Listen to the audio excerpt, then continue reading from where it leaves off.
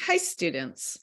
In this video, I just want to give you a little introduction to the Heart of the Buddha's Teaching, which is the next book we're reading, and talk about, I guess, why we're reading it. In Unit 3, we were exploring the question, how do we cope with evil? How do we cope with evil and suffering in the world? And we heard Frankl's response to that question, and we thought about how we might apply Frankl's response and Frankl's ideas to everyday life.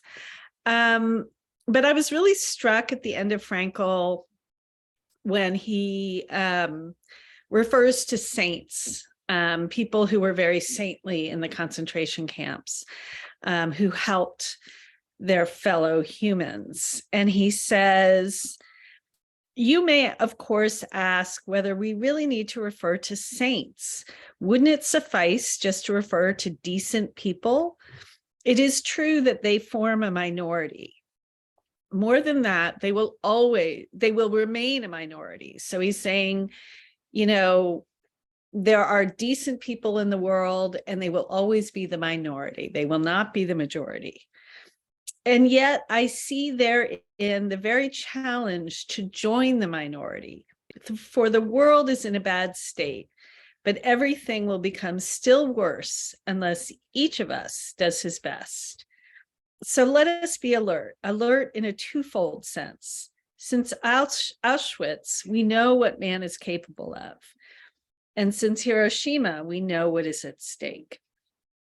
So he ends this book by telling us, in the face of all this evil and cruelty in the world, we should be decent people, even if we're in the minority, that's what we should do with our lives. And of course, he also seems to suggest that it's the way to happiness too, right? That we find purpose and meaning through being decent, and then maybe happiness will ensue, right?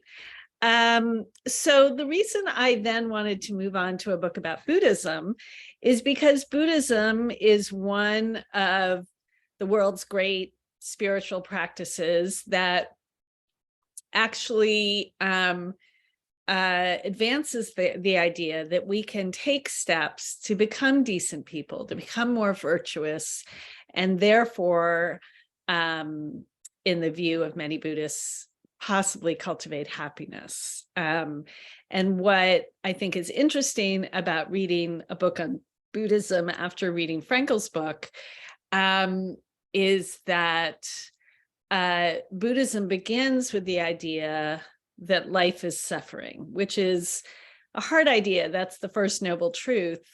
It's a hard idea for a lot, it's a lot of Americans tend to think of that idea as unfairly negative.